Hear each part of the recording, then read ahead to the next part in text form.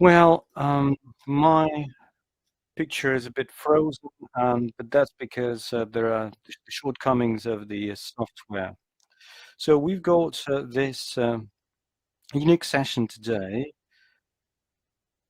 It's dedicated to our research. We did it for about a year, and we decided to have a standalone session for it. We have a lot of authors, but the book is one. And as you can see, every author will present their own story, and that will give you a preview of this study from a unique perspective. So I hope that these 1.5 hours will be exciting. We did a lot to prepare for it, and we will try to share this knowledge with you. Now, why did we do it over the year? It's not an exaggeration. Urban experts are aware of the following. And for others, I'd like to explain it to you. Well, it's actually more difficult to gather the data for cities. So it's a more compact object. It's a tangible one rather than a country, for example, but you have fewer data. And in terms of innovations, it's really difficult to get the data. And again, the definition of a country, definitions of what a city is vary from one country to another. And we had to invent our own in-house methodology before we could start collecting the data. And for the record, we do not use statistics because we don't have it. We don't use sociology per se because that's the opinion of the people, of the residents, and it's not the real situation. There was a study when the Germans were asked whether they are satisfied with their railroad, and they put it a satisfactory mark, a 3 out of 5. And then they asked Americans about the railroads, and the Americans said it's 5. Most of them don't use railroads, you know, but that's completely, it's the reality is the opposite. So we don't use stats, and we don't use any of the administrative data, including from our friends and colleagues from Moscow, because no one's going to believe these results. Okay, I said we excluded this type of data, that type of data. What kind of data can we actually rely on? And then we decided to use the data that are produced by major news aggregators, private ones, that are recognized by the international community, that are global, that are independent, like Crunchbase. It's like a unicorn startup. You have the higher education rating, Web of Science for the list of highly qualified scholars. It's hard to criticize Web of Science because it's the biggest in the world. So they run a list of several thousands of scientists. As for the brands of clothing, we use those that are sold on Farfetch. We looked at IMDb for the films and the laureates of films festivals. We also use TripAdvisor, but these data have never been used to assess cities. And these are, I mean, they've never done that. It was not their purpose.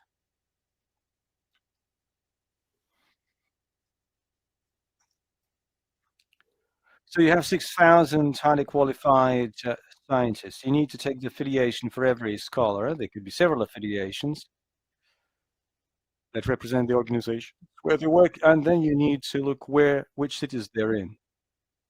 And the same about films. You might have hundreds of films with high scores on IMDb or the winners of international film festivals. And then you have to see who was behind this. And there could be several studios. And then you need to figure out where these studios are headquarters. That's what we did. So what are the advantages of the data that we use? I mean, why did we, why the hassle? Well, first of all, it's clarity. Well, not only the city for the scholars, so we have 74 parameters. This is not just one place, you are the fifth, you are sixth, but you know how many scientists that that reside in your city. And then you can look up their background, their academic mobility, the track record, and then you can take your managerial decisions. As for the fashion brands, you can see what kind of clothing they make, what are the materials, what kind of segment they cater to. And again, it might be up, you can use this to take managerial decisions. I know that we've been joined by a lot of guests today, and we are happy to see all of you. And I'd like to reward you in several ways. You can use our chat to ask any question, absolutely anyone. The fashion brands in New York, what are they? Like, what are the fashion brands of Moscow and New York? Do you want to have a look? What are the films that made in India that won and that have won in film festivals? What about real estate agencies in Lima? How many Nobel laureates you have in Paris? What are the unicorns in Berlin? So you can ask any question in the chat, and my colleagues will share the data with you in a public way. So we can put up those lists for everyone to see. So we'll share some of the results.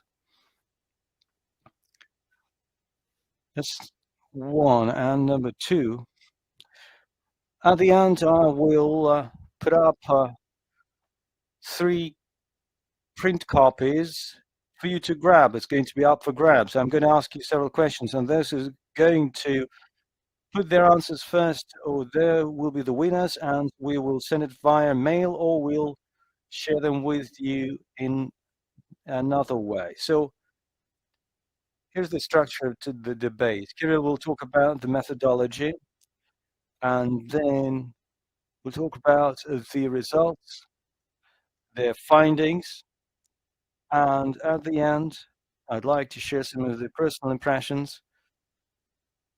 So again, if you have any questions, please send them to the chat.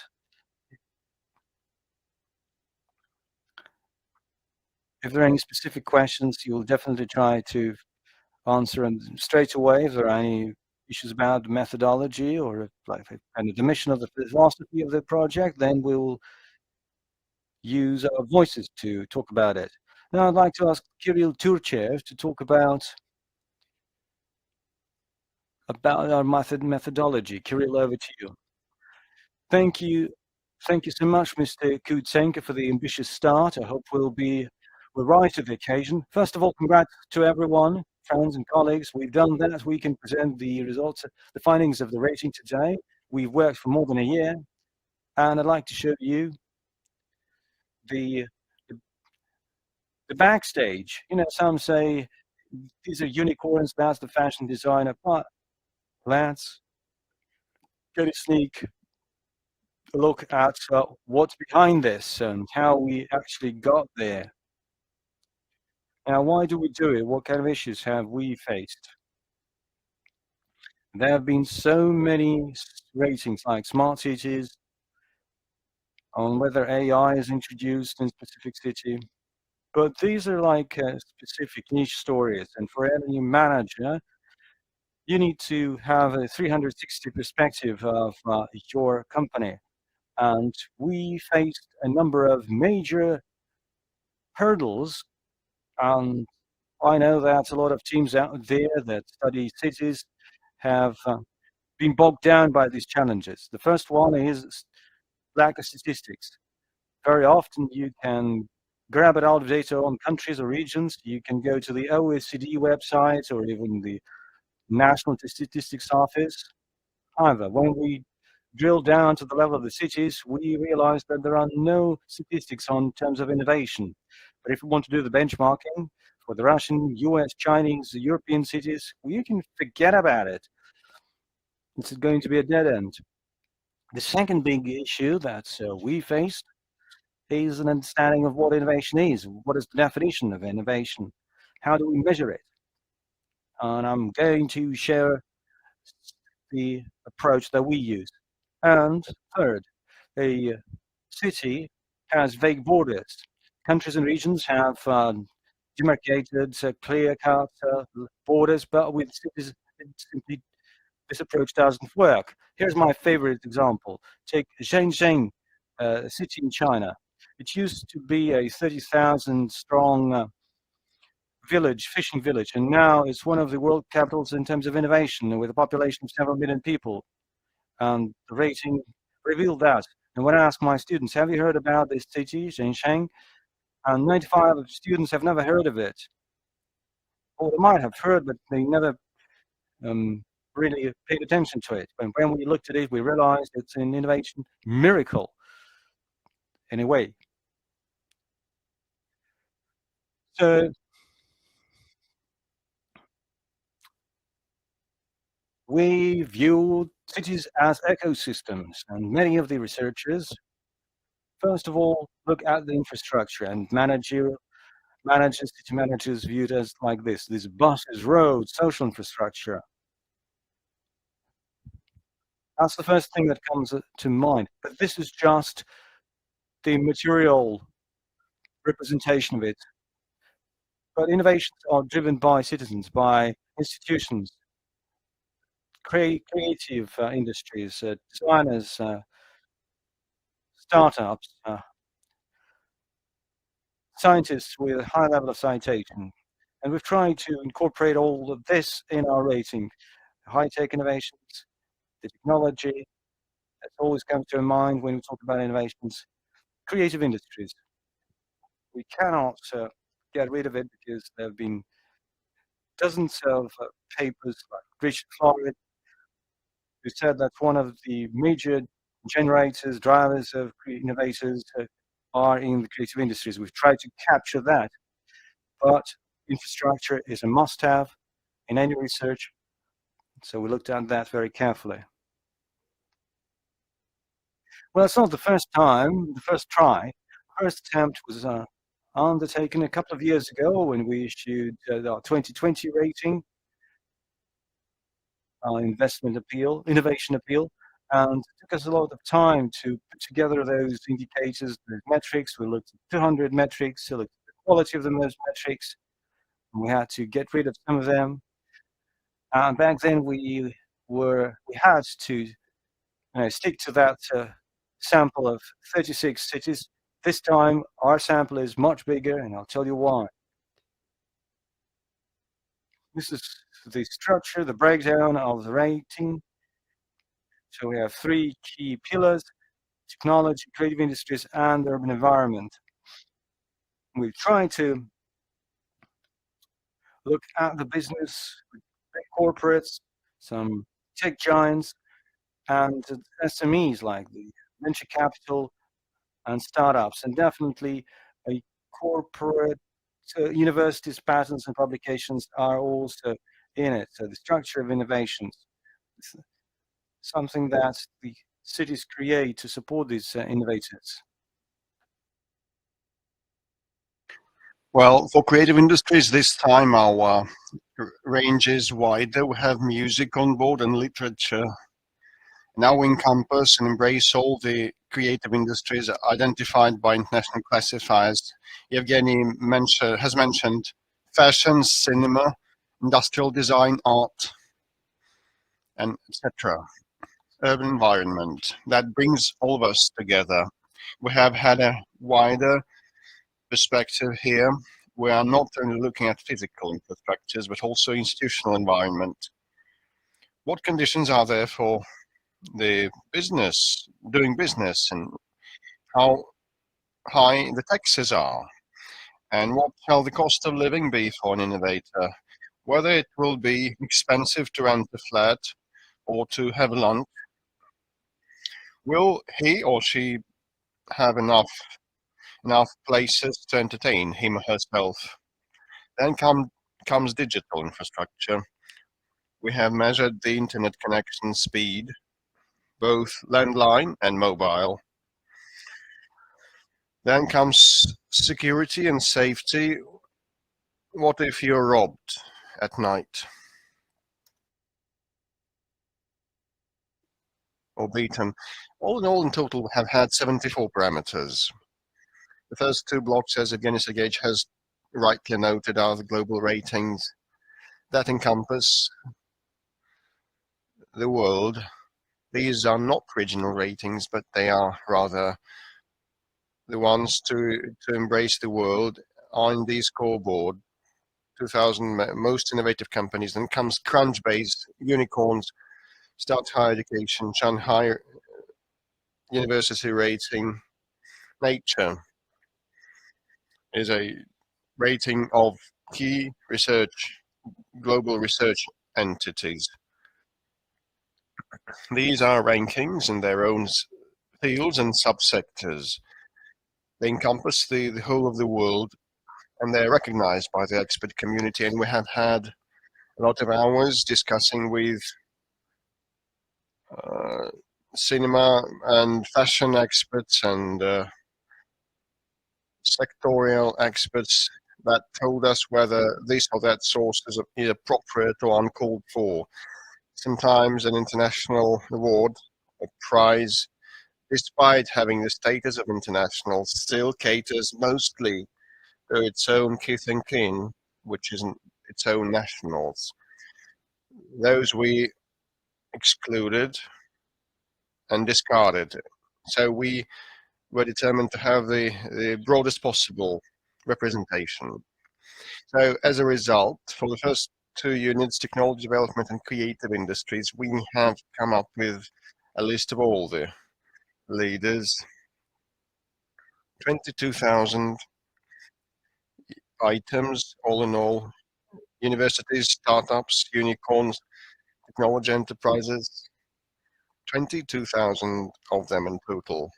And we spotted them and located them.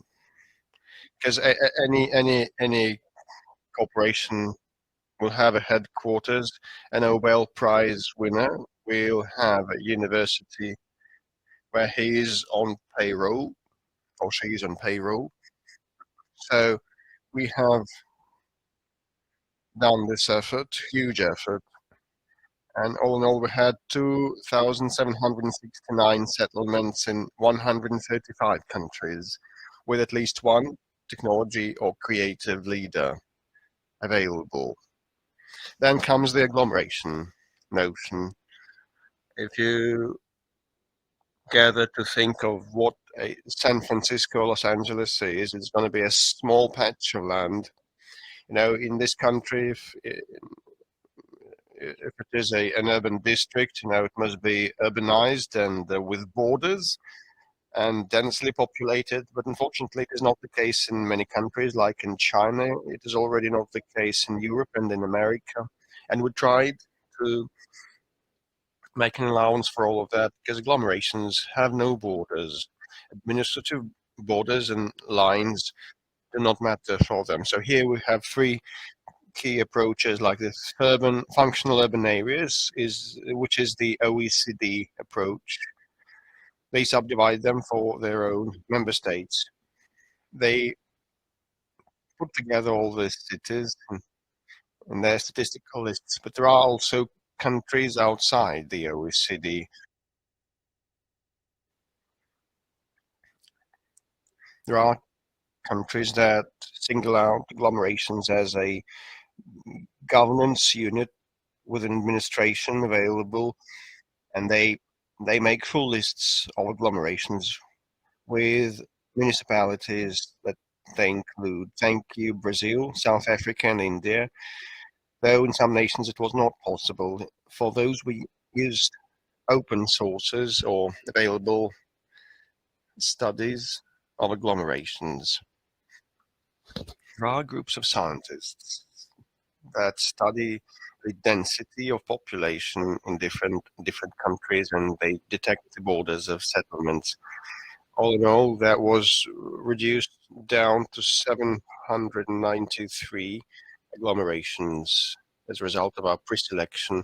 Then we ranked them on the number of technology and innovative leaders, and it was boiled down further to 200, and that is the backbone of our ranking. HSE GCII 2023. This is the new innovative map of our world that we are looking at, and the colleagues will stop on that in detail, stop on that in great detail, and we are thankful to all our trainees and interns that also participated and contributed to the first and the second rating. Our huge gratitude on my own part as an alumnus to all the students of the governmental and municipal management course. They're interested in what innovation is and how it can be managed. I am sure that these guys and girls hold our future. Many of them will follow on and carry on to take up venture markets or spatial development or financial markets and institutions. With this team, I'm confident and I'm positive that we will be productive, collecting data, and this is our key driver, our key enabler. I thank them. That will bring me to the end of my message, and I will yield to my colleagues who will tell you more about the key outcomes and findings. Thank you, Kirill. Kirill has told us a lot about methodology, has covered it. Well, I'm sure that our landing will be available in the chat. If you have any questions, please ask them in the chat box, and Kirill will respond kindly. And now we move on to the key findings and outcomes that will be subdivided into technological development, will be covered extensively in creative industries, which is the other side of the moon, and we'll also tell you our findings on the infrastructures. So first, Tatiana Astashchenko will brief us on the technological leadership and development. Good afternoon, dear colleagues. I'll tell you what defines the technological success of global cities, what they have in common, and where they distinguish. So the global technological top 20 list of cities is equally subdivided between the east and the west. Beijing, Tokyo, Shanghai, Seoul. For the west, San Francisco, London, New York, Los Angeles, Moscow, Boston. Despite the strength of these cities, the underlying success factors are different. The eastern cities lead in number of leading corporations, and with Tokyo having the first place, and the western cities lead in the number of startups and venture enterprises. Still, in the top 10, technical cities have a lot in common. They lead in several areas, which is more pronounced in the great number of research and education establishments and biggest companies. They account for 43% of corporations and only half of the spending on the R&D of major technology giants. A separate word must be said about the venture champions like San Francisco and New York, or have become world magnets for inventors like Beijing, Tokyo, and Shanghai, or are leaders in elite science like London, Moscow, and Boston. Some of these cities are successful in some technology niches, like Sydney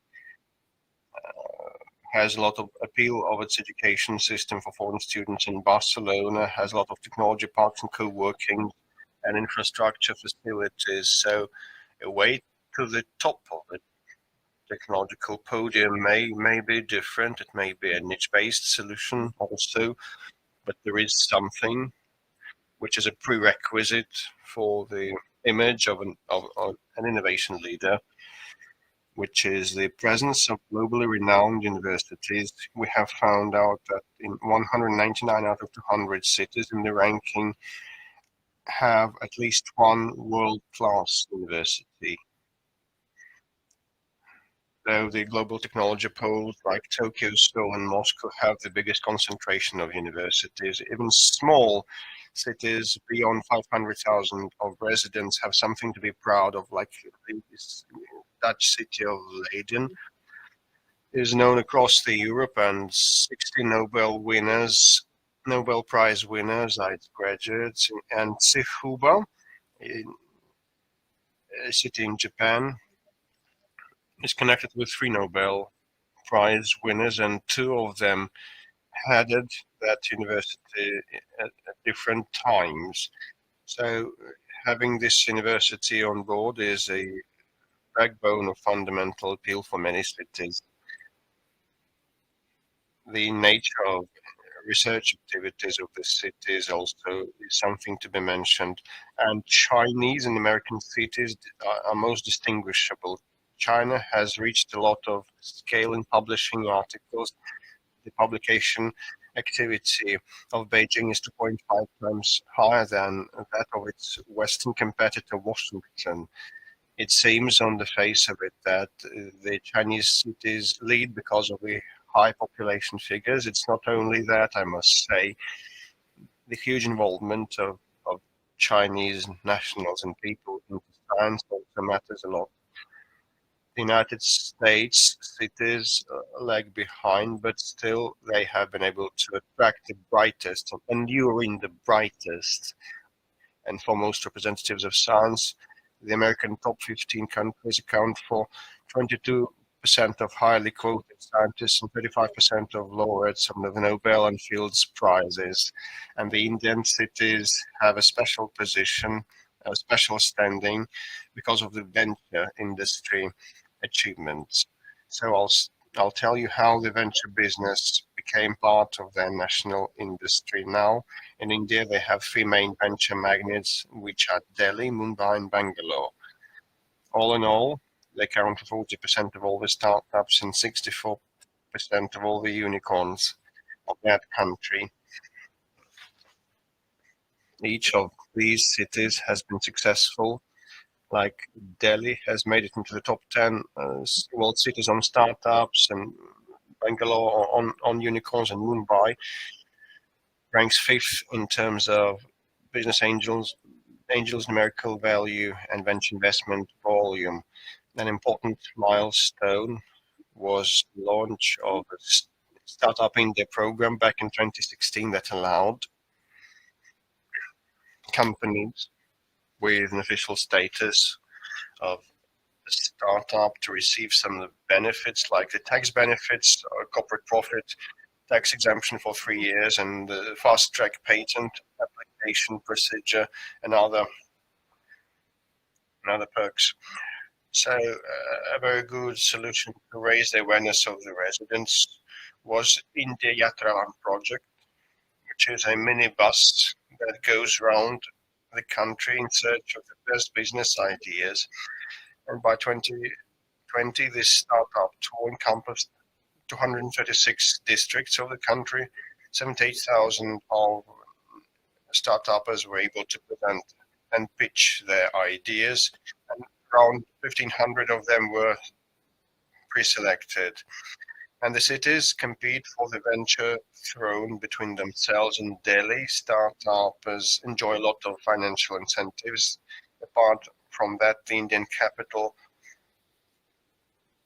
puts a stake on the proper enabling environment, being part of international rankings. Most of the unicorns founders, which are 1 billion worth startups in market cap, are graduates of the Indian Institute of Technology in Delhi, and Bangalore is distinguished by a developed innovation ecosystem and quite a sophisticated one with 40 governmental and private incubators. One of the reasons for its success is the high concentration of IT professionals. 25% of all the digital talents this city accounts for 25% of digital talents. And the high concentration of capital is witnessed in Mumbai. They have their own fund, an endowment of 500 billion rupees. In Mumbai, Reliance Retail and Reliance Jio are situated with the market cap of 63 and 58 billion USD. India has become the third venture economy in the world, the third largest venture economy in the world, and many of Indian residents are willing and determined and fixated to have their own startup established, and this is proven by the number of unicorns. 74 unicorns are registered in India, and 158 unicorns were founded by the people originating from India. This is my story about the technology leaders, and I give the floor over to the colleagues. Thank you very much, Tatiana. Indeed, I'd like to note one thing. What I gather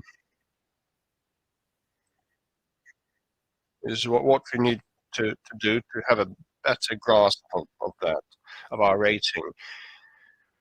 We have a lot of inputs. Like you can see the number of unicorns or startups, which is my first point. And then for 100 leading cities, we came up with very detailed profiles. This is why Tatiana can tell you with a firm that they have startups in Delhi and venture investors in Mumbai. You can get to know that yourselves if you look at those profiles.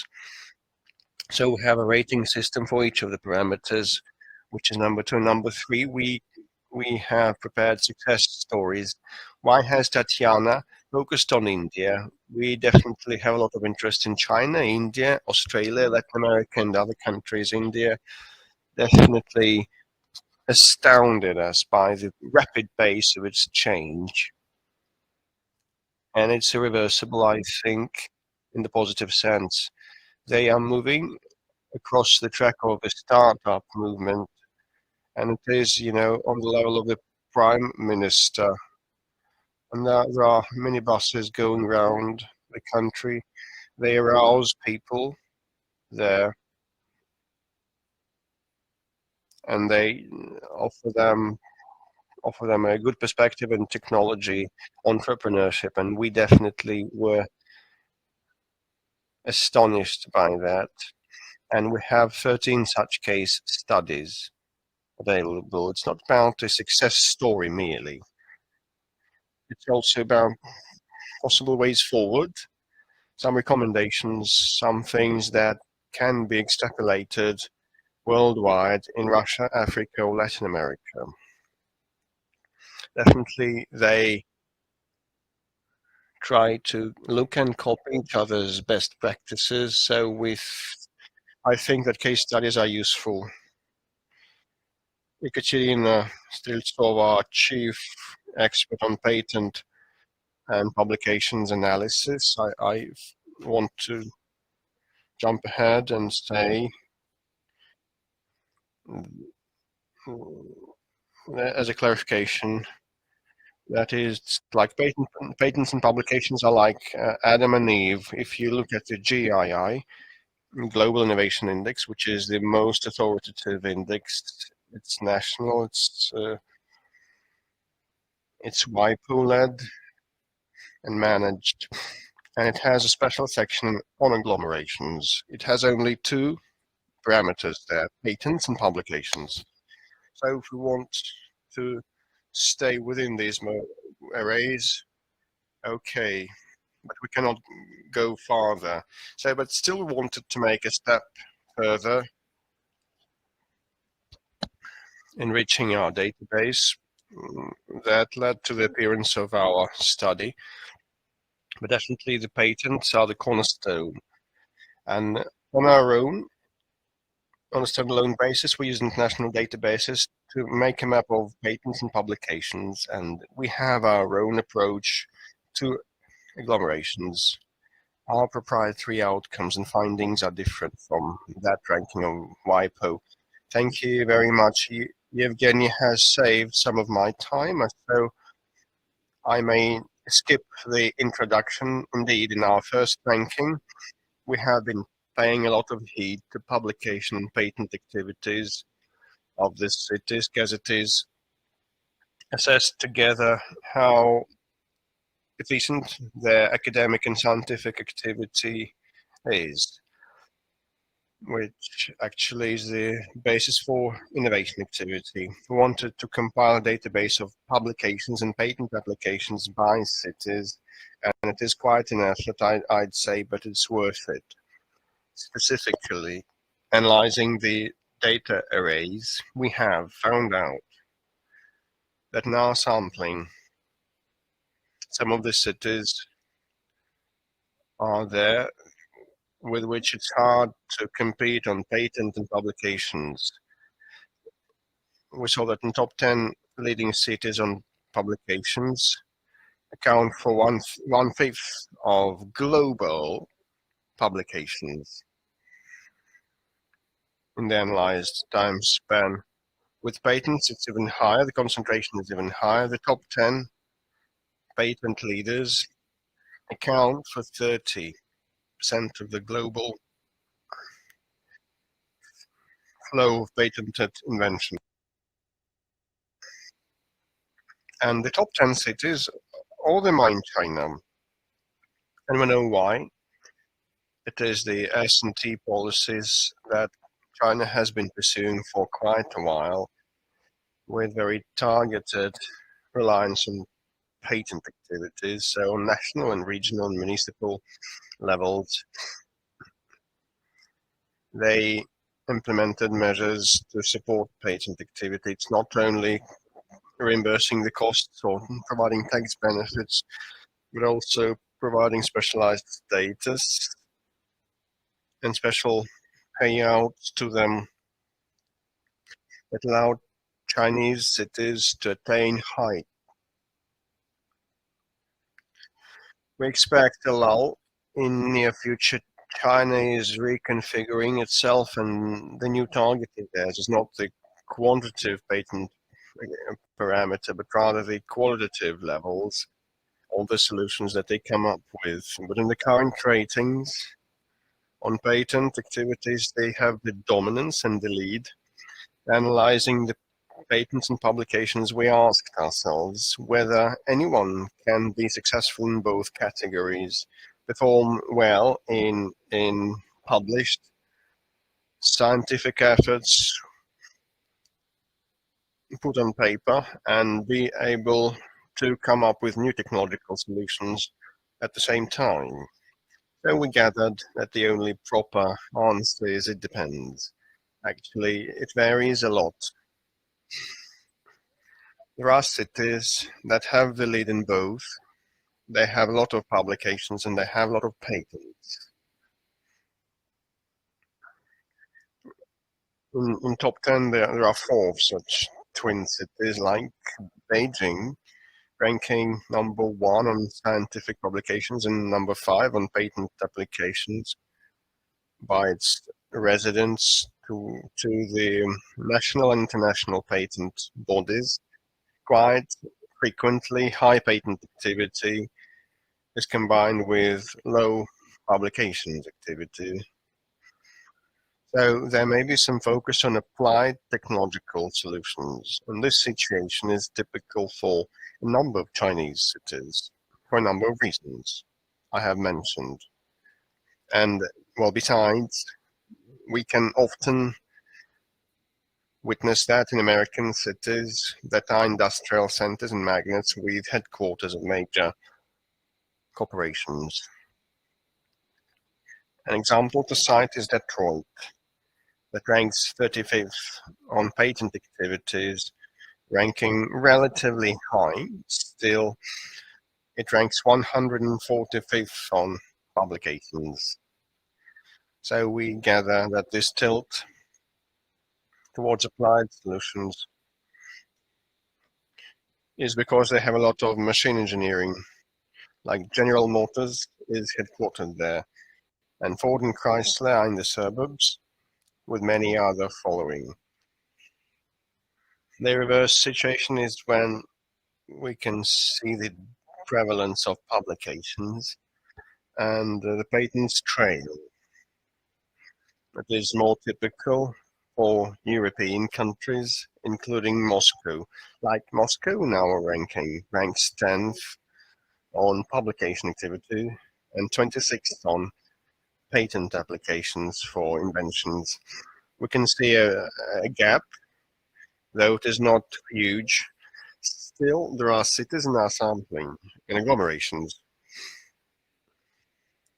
that have very wide gap of this kind. These are Indian agglomerations having very high publication activity level in the first quartile. On patent activity, they are at the end, at the bottom of the list. As Eugene has said, we have tried to go beyond the conventional rankings and look where the guarantee of success lies. And we have not singled out any meaningful correlations, like the presence of university or corporation and the presence of innovative leaders that may help cities succeed in publication or patent activities. But from our Russian perspective, domestic perspective, the role distribution is not typical, specifically analyzing the key authors of the city urban publications. We saw and found out that a number of cities have business corporations actively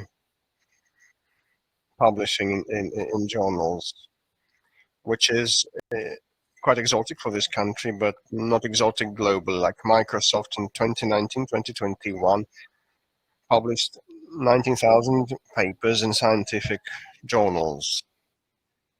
And an organization may publish articles independently or interact at the same time with leading universities of the country. So different options are possible. And while taking stock, I must say that we saw that the cities that rank high in our ranking, all of them are quite successful, and they demonstrate a very high level of the performance of S&T activities, which brings me to the end of my story, yielding over to colleagues. Thank you very much, Ekaterina. It's been, as usual, very insightful as possible. And I've got a comment. Really liked this idea. Everyone has its own focus, has its own interest, but I like the idea of corporate science. Well, they often say that science is all about universities, and business can only come up with patents and with some innovations. However, what we see is that the biggest corporates do not just issue patent or register patents, that they publish research papers that could be released in the top-notch magazines and journals and bulletins. And some companies have a bigger corporate science ecosystem than the Russian Academy of Sciences.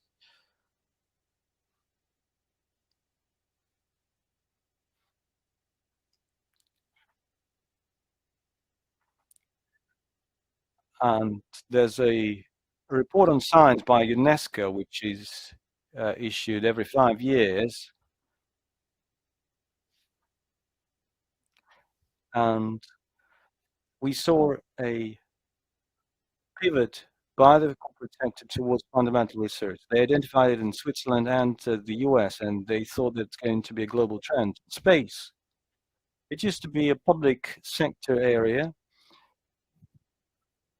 and it was used to be like ambitious political goal. Right now, the fundamental goals becoming increasingly practical. You consider markets and segments, and the business community is moving heavily into it, and it's not just the government.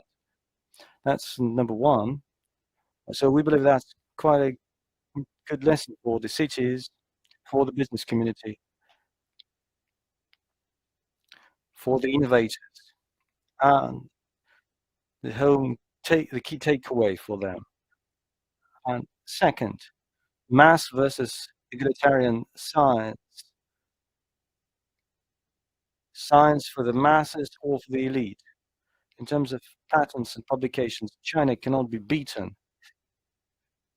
It will continue to become top one for decades to come. But we do the benchmarking with 700,000 publications. That's a leader. Then we have Shanghai. So first is Beijing. Beijing is twice as much publications as in Shanghai. But they just have 2 Nobel laureates for 1,000, and 24 in New York, 31 in San Francisco, 16 in Paris.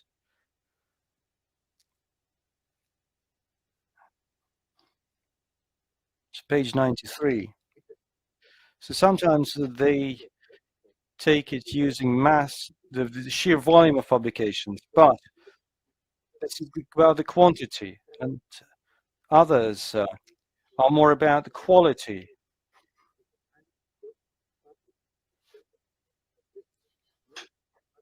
And most of them still live in the West, it's top-notch scientists, and that's the big divide, but that's evident for many cities. So that gives you food for thought. So it's not just about the volume. We need to bring in the elite in science. I know that there is a relevant program in Russia, but we're not talking about Russia right now. So that's a fundamental challenge. And a few things about China. And the latest 14 5-year plan will see a shift from mass patenting to high quality one. So they'll move away from supporting just patents to compensate their costs. They will set some KPIs for the business community and for the public institutions and research institutions. And they had all of this, and they will now focus on quality, on commercialization, monetization. So that's the shift we're seeing. Enough with incentives, that's what they believe. So that's it for technology. And I'd like to move to another world where we see that there are several sides to this coin. First one is science, knowledge, patents, and the other is about creativity. That's what you cannot really describe. You cannot really issue a patent for it. You cannot pen an article, a book that's going to be a bestseller. That's what we call the creative industry. That's a major big block as part of our studies, and like our key expert Victoria Boss to share the main findings. Over to you, Victoria Boss. Yes, thank you, colleagues. I'd like to talk about creative industries and about the trends that we've identified. Now, first of all, we see that there's a major divide in creative industries, and top five most creative cities are matched by more than, sorry, they account for about 41.5% of the top total leaders. So top five mega creative cities are top five,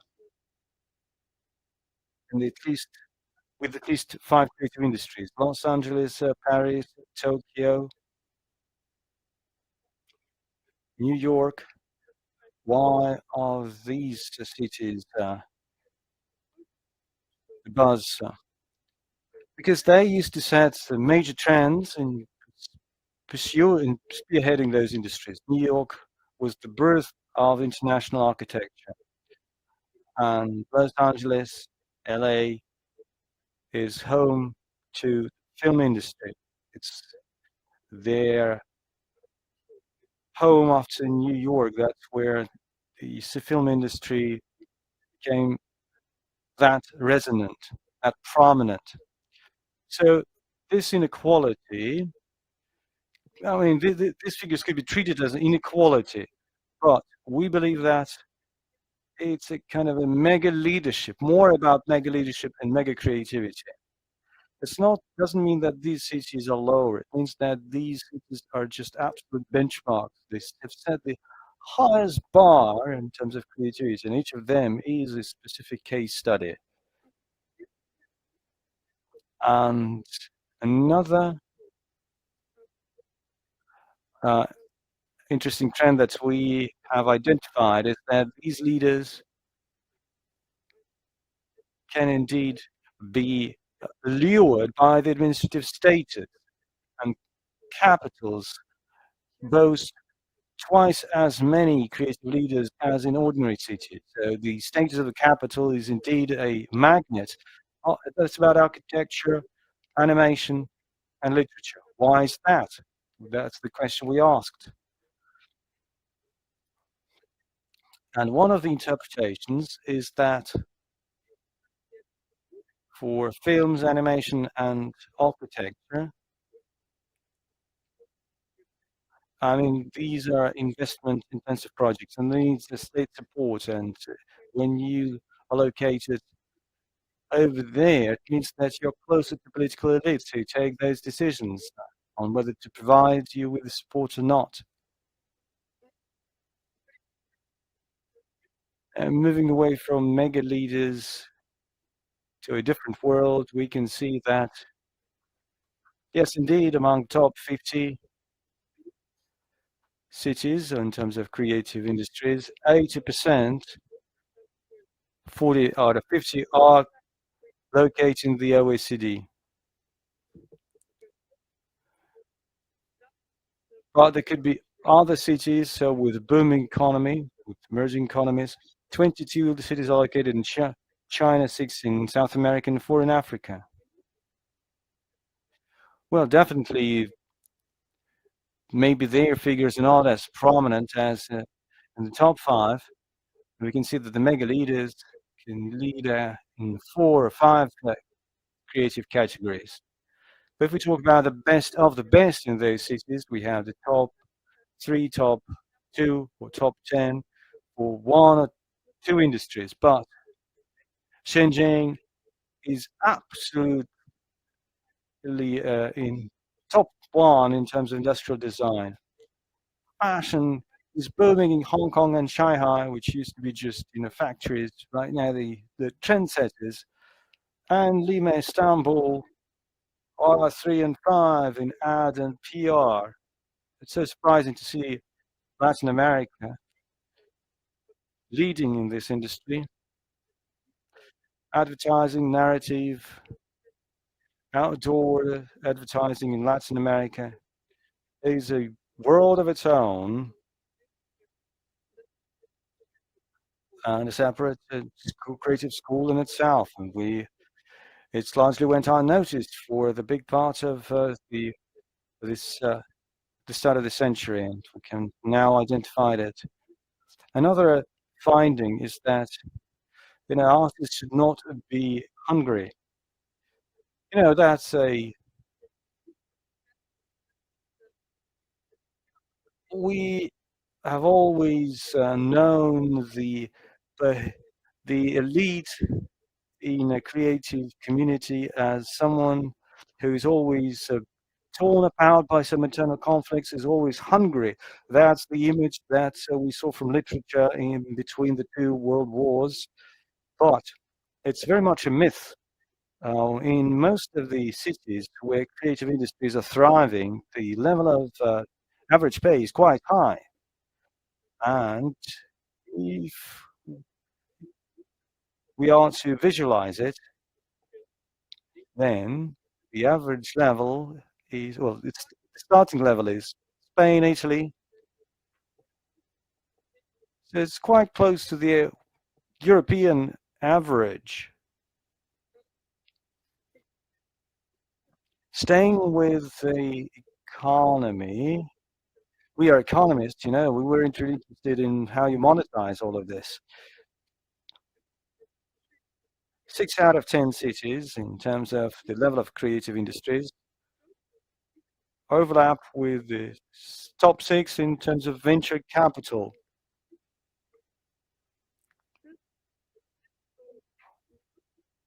So artists should be full and satisfied, and means that creative industries launch their startups and companies where you have a lot of venture capital. And that's how we need to view creative industries. That's basically a shift to the paradigm. It means that these worlds are basically the same or largely overlap. And I think this is really insightful for policy makers. And once again, we are seeing a break in the paradigm in the paradigm. So we had the previous rating between 2020, and we said that we could split all creative industries into two: business and culture oriented. And we can also break them down into visuals, narratives. We've identified some of the patterns. Take LA. Contemporary media, computer games are very much prominent in LA, just like the movies. And as you understand, it's new technology, creating the technology and the spread of information that play a key role. But when we analyze the entire sample, like 200 cities, we realize that sometimes there is a strange fusion of the levels of creative industries. Take Sao Paulo, it's ads and PR and architecture, so it's all about visuals. High tech is important. In Seattle, it's fashion, literature, and gaming. Rome, classic art and movies. Hong Kong, architecture, industrial design, and fashion. Another interesting case study is Amsterdam. It's fashion, that's like applied, related to production, and gaming. What kind of explanation can we draw for this? I think it makes sense to say that many of the creative industries are very different, and still all of them depend on IT. And the level of digitalization of these industries is the main driver. Amsterdam is the key city in focus here. 3D fashion, like virtual clothing, the fabricant project is booming here, and everyone can buy clothes and apparel in the 3D in the virtual world and wear it in the metaverse. And you can also design digital twins digital twins of buildings now. And another hypothesis is the link between creative industries, science, and high tech. When this project just started, one of the ideas that I initially had in mind was to establish a link between creative industries and, historical ones, the cultural core, as we call it, and the rest of the creative industries. You know that there's an approach in sociology and economics when we try to explain the development of the economy and the society through the state of its culture. And we had an experiment where we tried to look at the link, at the dynamic between the different creative industries, the development of science, technology, and here are the findings. The creative industries is not really related with technology. Now, as we said, the top 5, the top 10 leaders in the rating, they're indeed both the leaders in creativity and technology, but in top 200, this link is not that obvious. If you take the cultural core, the traditional, the mainstream cultural industries, those that produce less commercialized and more cultural products, this art, literature, then we're going to see that this cultural art is very much related with science and with other creative industries. And it's up to sociologists and philosophers who can give a more exact answer to it. We've just identified this pattern. We found some Nobel laureates, and it's not just, they used to be great scientists, but they were also artists. And finally, on this pink note, I'd like to share another another finding that's important for the policy making and for the overall concept of creativity. We often say that creativity is all about spontaneity. Sometimes you got an improvised, unexpected result. But if you look at the top 30 leaders, you might see that almost every city had some support programs in place.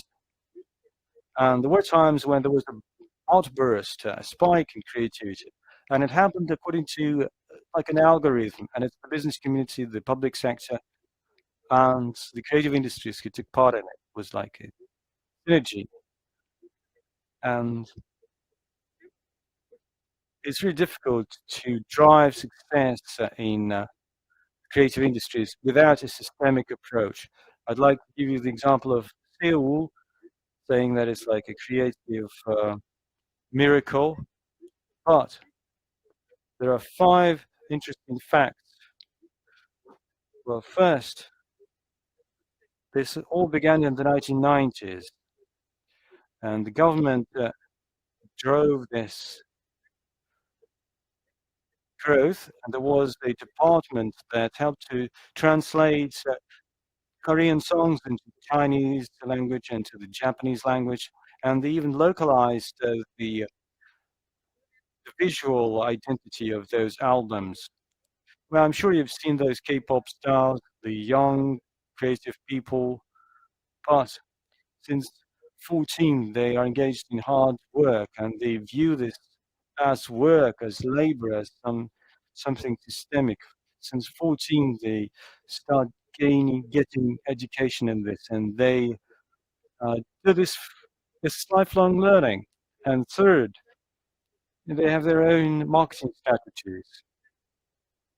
And some of the bands started off with like, okay, why don't we create the biggest, the most well-known pop group, pop band, where you've got this tech feel. It looks like brainstorming when you create a tech startup. So that's the importance of being earnest. And I think the creative industry is a great example of how you can grow the synergy through the synergy of high tech and funding and creativity. Thank you, Victoria. I would like to chip in. Well, music and cinema, yes, they are fine. But I like more mainstream types. Anime.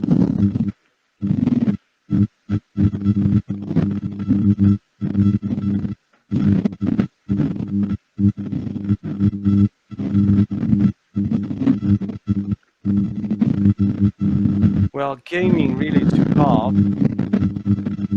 And remember that Sony is a great competitor to Microsoft.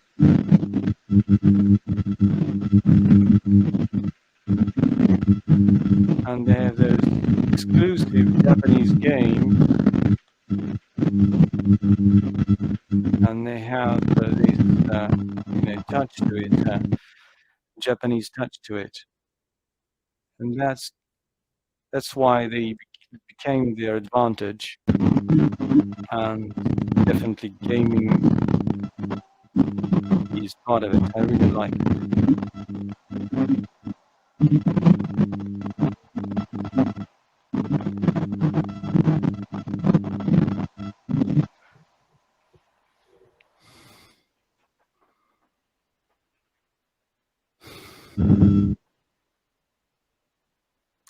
The mic is switched off.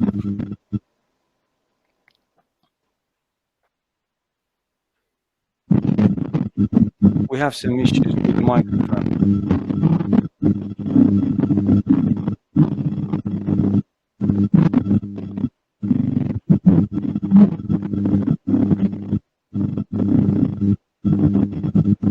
So the architecture in Japan and other cases, these are all important cases. If you're interested in this, well, you can also look at the previous rating. Thank you, colleagues. I don't see any questions. Are you not really interested, as I said? What kind of architects you might have in Tokyo? Why is Tokyo among the leaders? What about the car market in Beijing? What is it?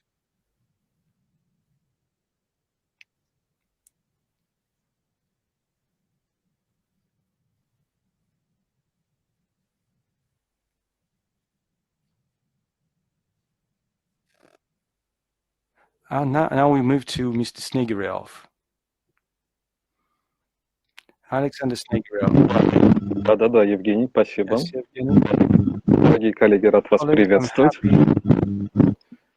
Мы с вами поговорим про структуру, но и вот попробуем некоторые кейсы интересные на стыке инфраструктуры и других субиндексов нашего рейтинга. С одной стороны, если мы посмотрим на разрыв между 10 городами с наибольшим значением субиндекса городская среда, но мы его просто так называем, городская среда, инфраструктура, это как в нашем случае взаимозаменяемые категории. 10 городами с наибольшим значением этого показателя и 10 городами с наименьшим значением разрыв не такой большой, то есть он примерно 2 раза против, можно сказать, 6-кратного разрыва в целом по индексу. Однако именно в городской инфраструктуре появляются очень важные и наиболее передовые технологические тренды, которые часто обозначены ярлыком Smart City, Resilient City, и организационные инновации в области управления городом, вовлечения граждан в управленческие процессы. Давайте с вами обратим внимание, например, на 2 модели, такие укрупненные, которые мы видим в рамках конкуренции городов вот в части городской инфраструктуры, городской среды. Первая модель – это так называемые цифровые лидеры. Модель характерна для Нью-Йорка, Лондона, Сан-Франциско, Парижа. Цифровые лидеры имеют весьма развитые цифровые сервисы, это понятно, большое количество открытых данных, интенсивную работу с аналитикой больших данных по различным параметрам городской жизни. Как правило, весьма развитую транспортную инфраструктуру. Однако у них есть и слабые стороны, которые, в свою очередь, являются сильными особенностями второй модели, которую вот мы назвали, вы можете видеть на слайде, лоукостеры для бизнеса. Анкара, Рио-де-Жанейро, Буэнос-Айрес и так далее. Города с так сказать, доступными показателями по аренде жилья, по различным особенностям, так сказать, жизни инноваторов в городе, ну, экономическими показателями. И также имеющие довольно простую схему организации бизнеса в городе. Вот, значит, что, в принципе, тоже является вполне возможной моделью для привлечения в город. Сейчас с вами перейдем на следующий слайд и посмотрим такие интересные корреляции, которые мы принимаем наших показателей. Например, мы касались буквально только что различных особенностей развития креативности индустрии, и оказывается, что города, весьма развитые в части туристической, имеющие большое количество различных культурных объектов, становятся весьма привлекательными для, значит, наиболее передовых инноваторов со всего мира. В частности, если мы с вами возьмем топ-10 компаний-единорогов, то окажется, что они расположены в основном именно в тех городах, которые лидируют по количеству уникальных мест, рекреационных зон, театров, различных объектов культуры и спорта. Такой доступной иллюстрации по городу Москва, можно сказать, ГЭС номер 2, известнейшая столичная электростанция, которая в свое время, еще в советский период нашей страны, создавалась для решения инфраструктурных задач формирующейся трамвайной сети в городе, а потом спустя 100 лет была переосмыслена с привлечением серьезного корпоративного инвестирования и стала весьма успешным арт-центром, привлекающим туристов как внутри нашей страны, так и за ее пределами. Дальше, учитывая наши лимиты по времени, я бы хотел вас отослать к нашей книге, в которой вы сможете ознакомиться с целым рядом интересных практических инсайдов по развитию городской инфраструктуры, ну, в частности, например, с доминированием китайских городов в области широкополосного интернета в городе, и наоборот, городов скандинавских в части мобильного интернета. И в первом случае это, например, связано с государственной поддержкой, а втором именно на корпоративный сектор. Вы можете посмотреть также в книге, ссылка у нас есть в чате, наши метрики интернационализации города, очень интересный вопрос. А мы с вами перейдем к нескольким кейсам, которые вот Евгений уже частично их анонсировал в части Токио. Сейчас я слайдик переключу. Чтобы немножко так проиллюстрировать на конкретных примерах наши находки. Всем хорошо известно, так сказать, лидерство Токио в части высокотехнологичных индустрий. Everyone knows that Tokyo has the lead in high-tech industries. Продукцию микроэлектроники страны восходящего солнца мы все много знаем. Однако в тени этого процесса находится очень интересное явление экспорта продукции креативной индустрии, которая на самом деле существует в тесной взаимосвязи высокотехнологичного сектора и процесса его развития с развитием сектора креативного.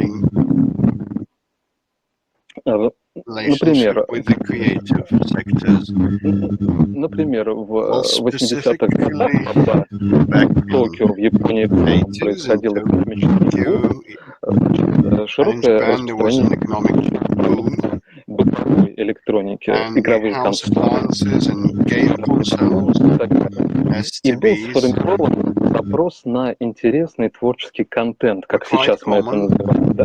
So there В то was время термин the еще demand was активно не shaping for the но тем не менее interesting, суть процесса была creative именно такой. content.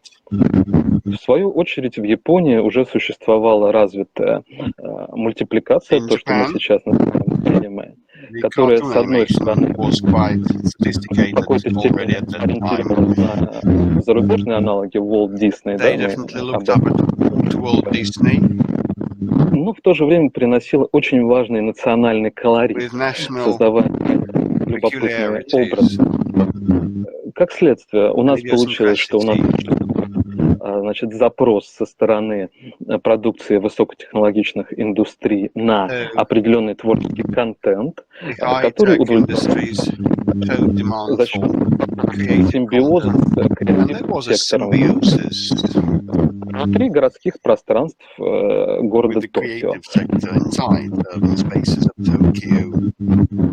Соответственно, с другой стороны, почему аниме настолько популярно уже в течение многих, можно сказать, So why десятилетий за рубежом Японии и города Токио, это то, что в Well, контексте anyway, этих in the context произведений of затрагивается много these вопросов works, более широкого философского экзистенциального плана, they нежели в look at традиционной контексте. philosophical issues and consider them. И, наконец, мы имеем еще важную And особенность вот этого finally, сонаправленного развития креативного сектора и сектора высокотехнологичного, которое we заключается have another after effect of that parallel development of the creative в sector and популярных the technological образов sector. Сами вот эти вот образы персонажей The имели определенное characters and the images распространение в разных became popular and disseminated in different spheres of knowledge.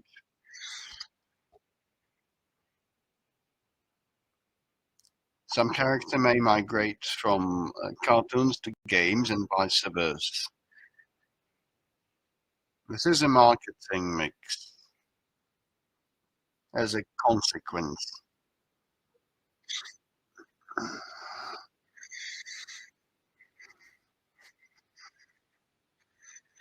Well, there is the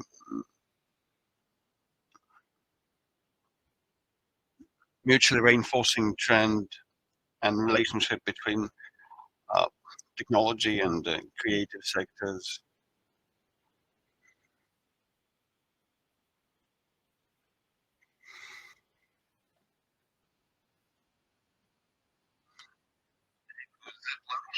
As a matter of fact, we can see in the slide that we have the biggest number of universities, top universities in Tokyo.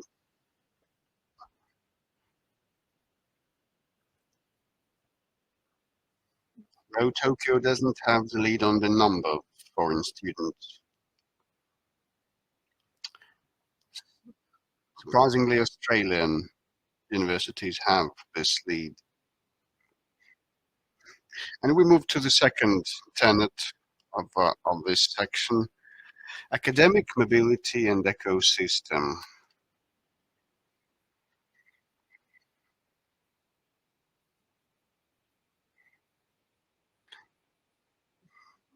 So what drives students when they select this or that university abroad? At the decision-making stage, they have to decide on a country of destination.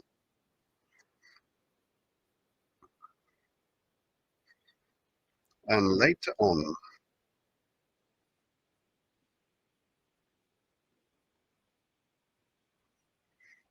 the existing concentric model of student flows would not allow us to account for the success of Sydney-based universities.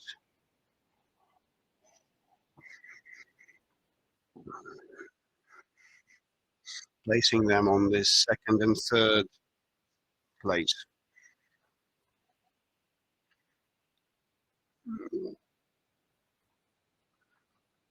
When we look at the huge number of Indian and Chinese students educated there,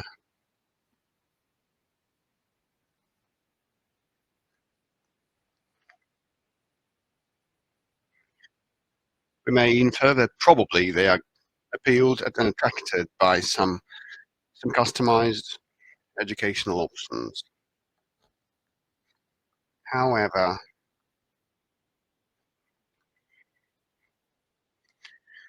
the offering of the Australian universities may be standard. Alexander, we apologize, the time is elapsing. I'm speeding up. At the end of the day,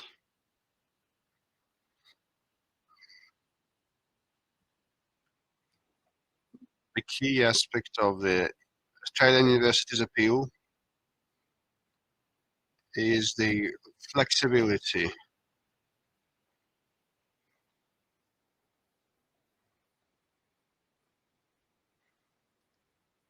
And they first were targeting the APR audience.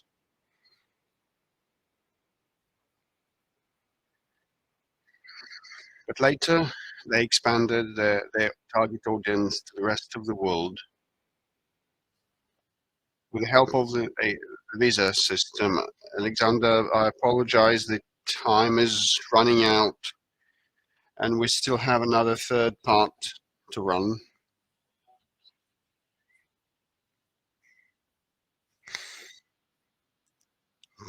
Colleagues, well, we did not count to cover all of that, and we're having some connection issue.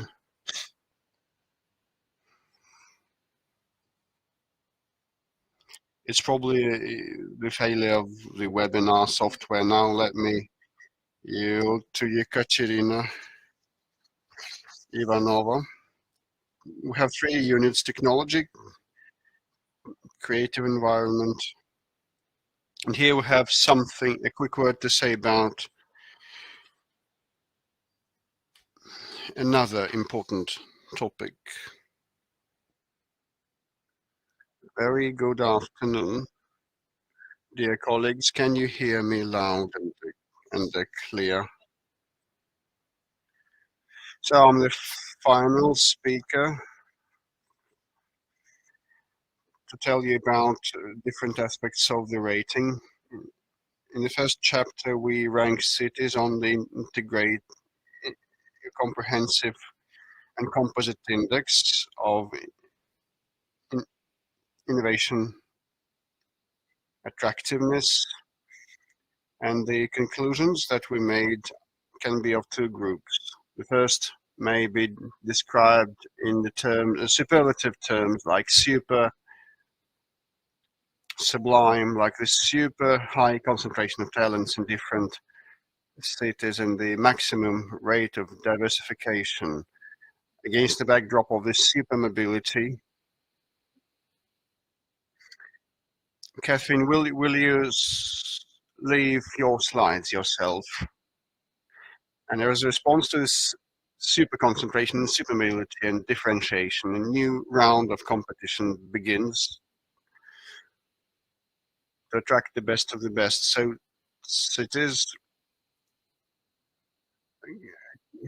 will have the area of only 2% of this Earth's surface, but they account for more than 50% of the population, and that share will grow. But still there are separate centers out of these where innovators go with their capital, track record and knowledge. Our study encompassed 209,073 settlements. We selected 200 out of these. And out of the 200, 2/3 are in top 10 cities the continental concentration of talents is high enough. If you compare top 10 cities and the top 10 cities in the general ranking, the gap between them is no more than 6 times. I wouldn't say it is a lot.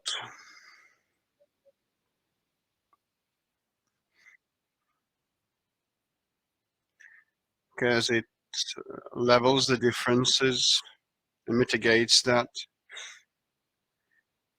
With respect to urban environment, we will have a 2 times gap because all the cities that we have pre-selected are modern ones and they offer good infrastructures and they're appealing tourist destinations and etc. But when we talk about technological development level and creative industries, the gap between these cities is tens of times. And this is something special. Top 10 cities out of 100 account for 25 highly cited scholars. And lots of them work and live in Boston. Top 10 cities account for 30% of the fields and Nobel Prizes laureates. In San Francisco, 239 ventures are stationed. 55% of fashion brands are in top 10 cities, 65% of companies with high gross films and movies are also concentrated. So the global world is uneven and heterogeneous, and differentiation in technical terms is ahead of the well-being differentiation and richness and wealth differentiation. Let me move to the next slide. So the super cities offer another conclusion, very high mobility of innovators. As a general conclusion, I must say that we have connected this mobility with a digital transformation that has breached borders, physical borders and frontiers, and talents are free to select a venue for doing business, living and working. These are freelancers, creative industry workers, digital nomads, and venture capitalists. Those are those who created startups and unicorns. They move their businesses to the best ecosystems, starting from the university times. Like in origin, native Australia was educated in the Netherlands and the US, and then establishes a unicorn in Singapore. Like a national of the UK goes to Canada and then to the United States.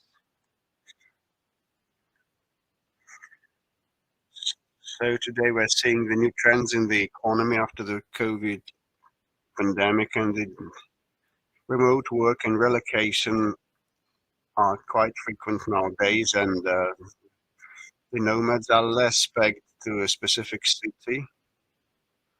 And we may speak about the burgeoning competition about the global innovation centers and the fledgling Zoom towns, small ones. So how do politicians and decision makers respond to that? To that ambiguity and heterogeneity, definitely that all compels the authorities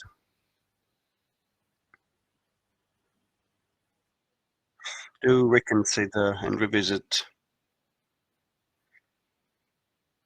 their policies to attract and retain talents, coming up with new support measures. For those who have crossed the borderline, and also for those who are only on the prowl of a new destination, we have singled out 2 types of measures. Number one is smart visas with selective barrier dismantling for talents originating from other countries, and Shenzhen stands out here. It is a city program, and the authorities offer not only facilitated visa procedures, but also financial incentives for those talents that seem to be most appealing to the city. The second is like soft landing programs, which is relocation of businesses in a fast-track way, facilitated one to those who want to move to the new countries. Apart from facilitated procedures, access to co-workings,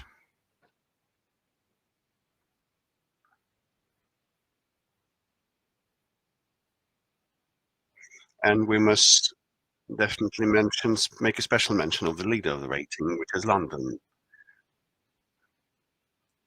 who has received the backing of the whole of the United Kingdom. The UK will not be able to develop its advanced economy without reliance on the global pool of talents, which became especially obvious after the two crises that the country faced as a nation. First was Brexit, and the second, the pandemic. And they're now seeing a deficit of high-skilled manpower in science-intensive and other technological services. So they approved a new strategy, UK innovation strategy, with a focus on turning the UK into a global magnet for entrepreneurs and creative workers. So they focus on facilitation of entry for international talents, merit our special attention, new types of visas. They're called high potential individual visas that give opportunity to the top 50 universities like QS on higher times ranking to work without an invitation from the employer. Then come these scale-up visas. The British scale-ups can hire talented staff from all over the world in a simplified way. And the third is a special immigration route, which is a global business mobility visa with several categories of permits for international professionals. This is a aligned approach of the central government and the Mayor of London and his office to attract the best people to the capital of the UK. Now let me tell you about the second set of our findings.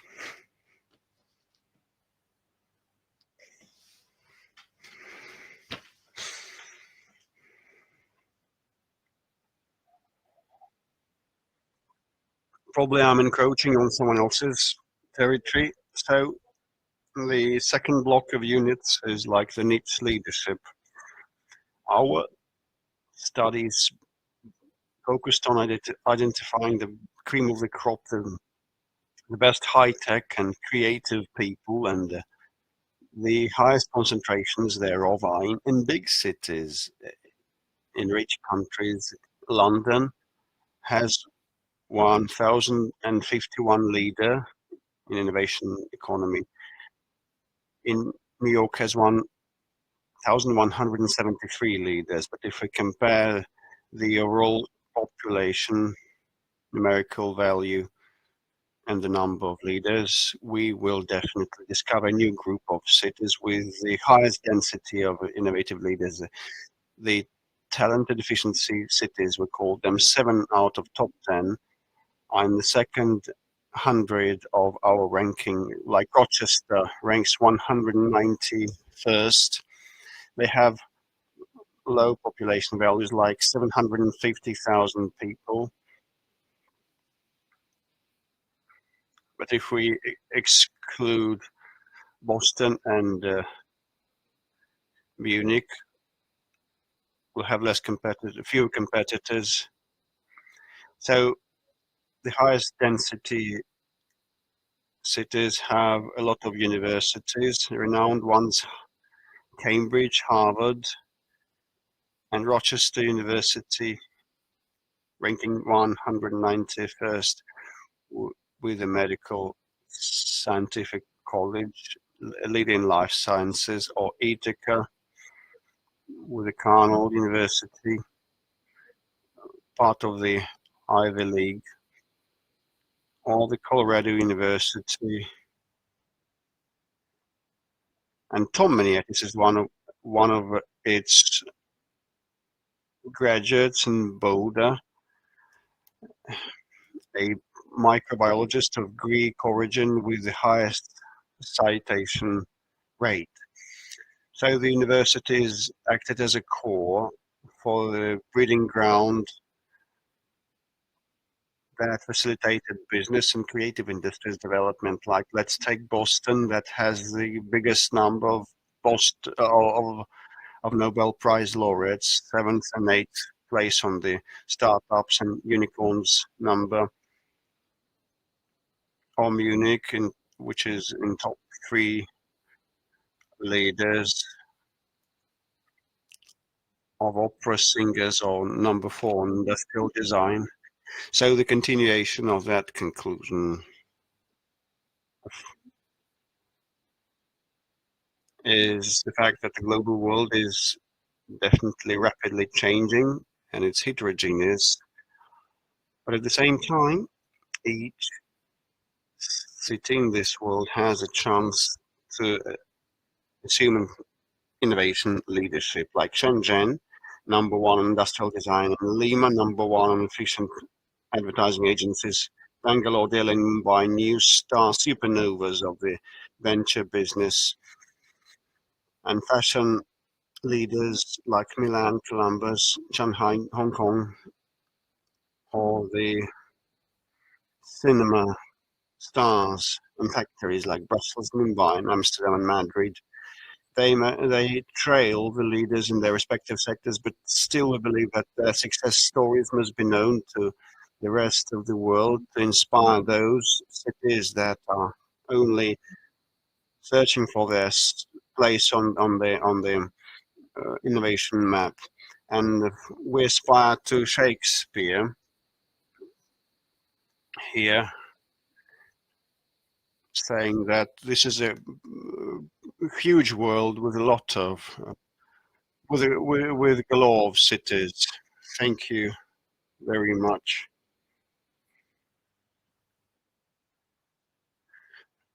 So the world is so uneven, so heterogeneous. It's unbelievable. The creative world is even more heterogeneous. They're very mobile. The unicorns are as mobile as the Nobel laureates.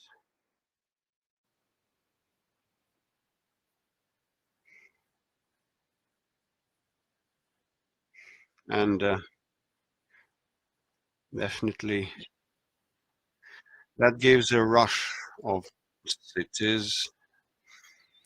And the visa issue is also quite prominent. Well, international scale up staff are without visas. Venture investors and soft landing are also things facilitating attracting more people. Concierge service and Shenzhen provides a lot of bounty, a lot of money as a bounty.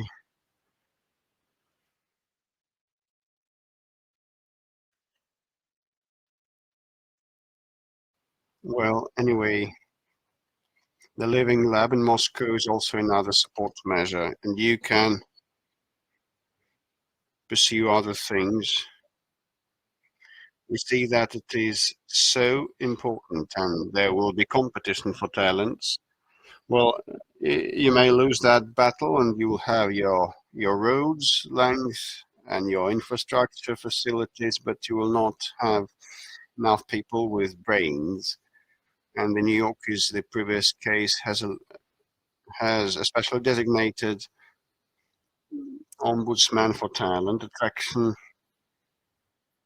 So cities that can derive benefit and profit with the help of their talents will have the lead in future. I will also give the floor to my colleagues so that they share their own perspectives. But before, let me ask some questions, and those who listen to me attentively as a result of this quiz will be able to receive our printed edition as a prize.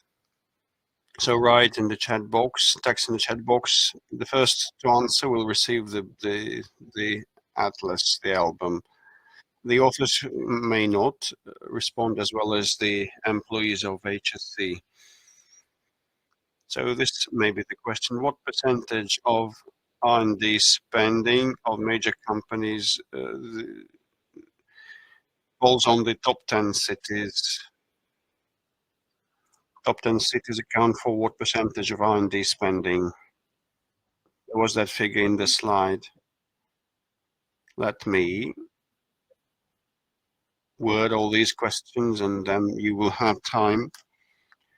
Am I still online? I cannot see that. Well, I have relaunched Chrome browser.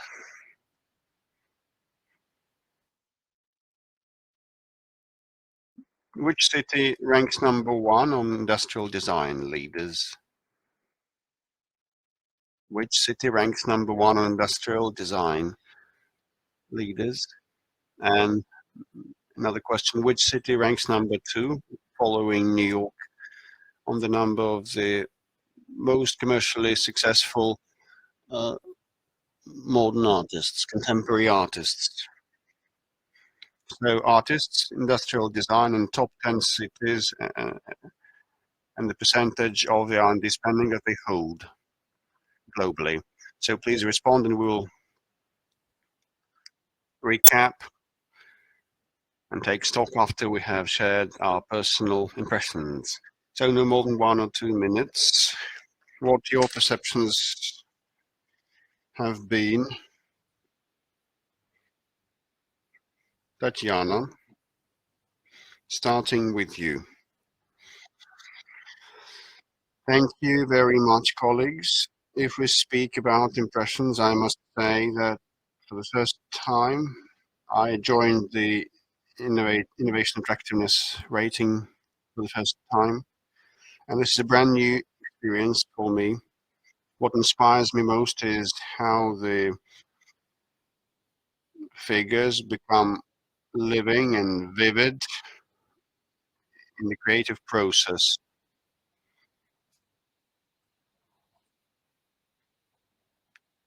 It's unbelievable. So the search for ideas and senses and new meanings is inexhaustible. You can keep searching forever. And the readers also will make some discoveries, I believe, as a result. Well, and as regards the rating itself, there are huge gaps between cities, but each settlement, each city has a chance to succeed in a separate niche or area. And Indian cities are a salient example. These are my general impressions on that project, I must say. So, Victoria.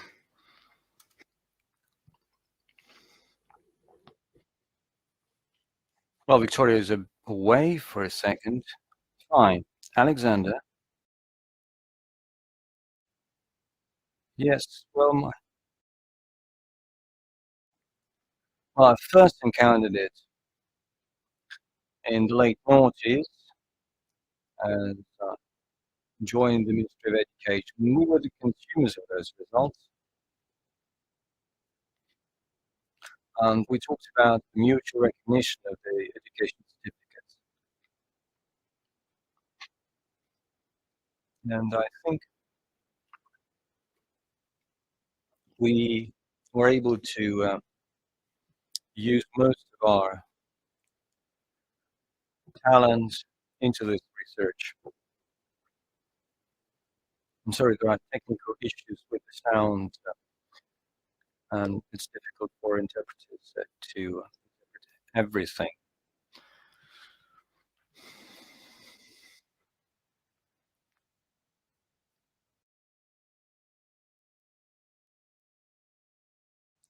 Well, I'm trying to figure out these awards, the books that we have put up for grabs.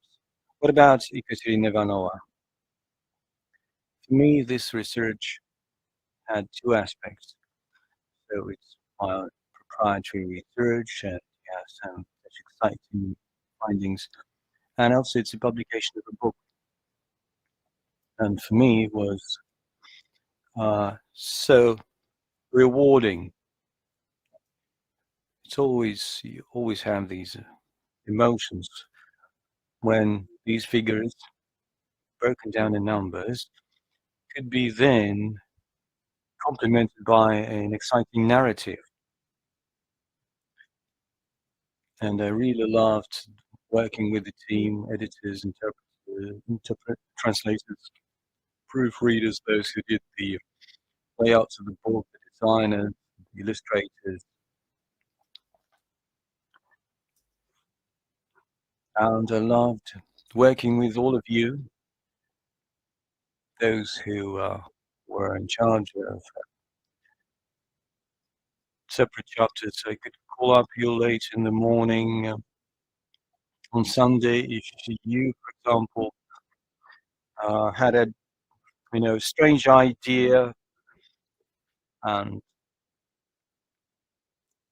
everyone was so supportive. There was such a huge interest, and I really love working with these narratives, looking for new solutions to titles and the way you can, translate it into English.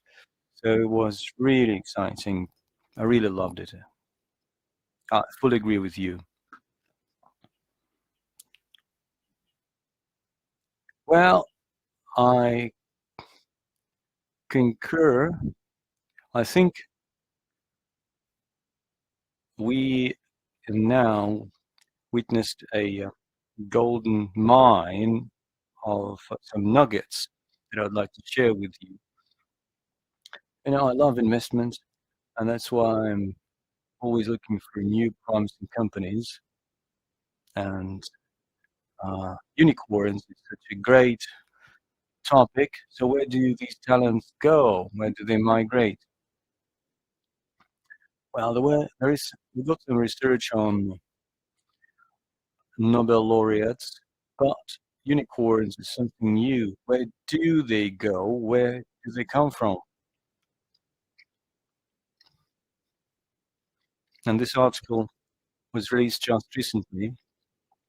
Take Israel, high quality of life, high living standards, and much innovations, but it's still the number one in terms of migration. They go to the US. Even the founders of those unicorns, they go to the US. India, the same. I mean, it's overcome its neo-colonialist past, and they have so many talents, and they go to the US. So at first they might study in India or elsewhere, but then they move to the US and they set up multi-billion companies. So that's the gold mine that we continue to dig in.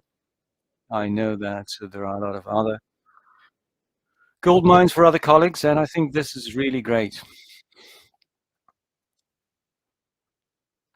Well, yes, Kirill might do his PhD on this superstars, this megastars idea. 10% get 90% of all the market. And that happens quite often in technology. And again, what do the cities need to do with it? They first need to track them, identify them.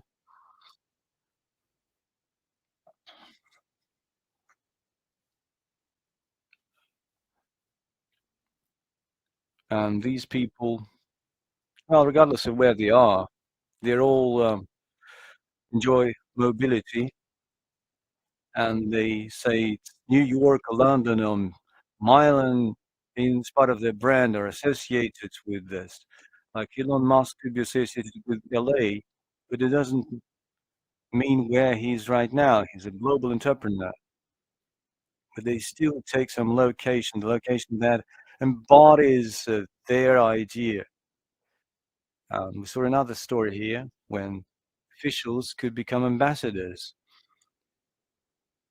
We wrote about Michelle Obama in our previous rating when she wore their clothing, the clothing of the brands. And we would love if our own officials could wear these fashion brands. So we've got so many ideas, and we really loved working with it. So we try to throw in some nice pictures, and we would like to thank our illustrators who worked with us. And she did some nice narratives and dropped some Easter eggs there. But I really loved all of this, and I hope that we can continue our research agenda, and we'd be happy if you can provide some feedback. You didn't share any of the provocative questions, but if you have the desire to do that, if you would like to refine some figures, if you would like to, get some more data, if if you're confused why industrial design is more prominent in Shenzhen and not in Berlin, then we can work with you. And we need networking, we need collaborations like this. Currently we have only 2 cities in Russian, but if you change our methodology, then it could be greater.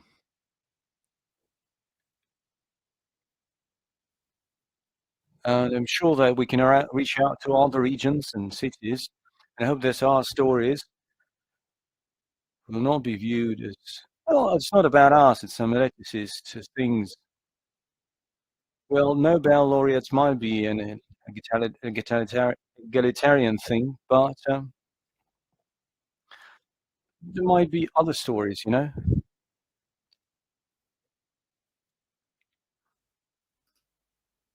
So I believe that many of these ideas are relevant for the cities in developed and developing emerging countries. So we'd really love to see our recommendations being put into life. Thank you so much.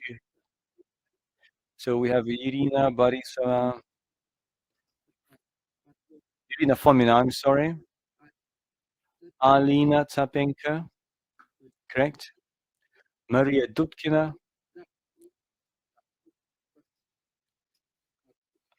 48% of R&D costs are in top 5 cities. So you can reach out to us, and we can figure out how to share this book with you. We have a book in English, and you could share this link with all of the colleagues. Thank you so much, and have a nice day.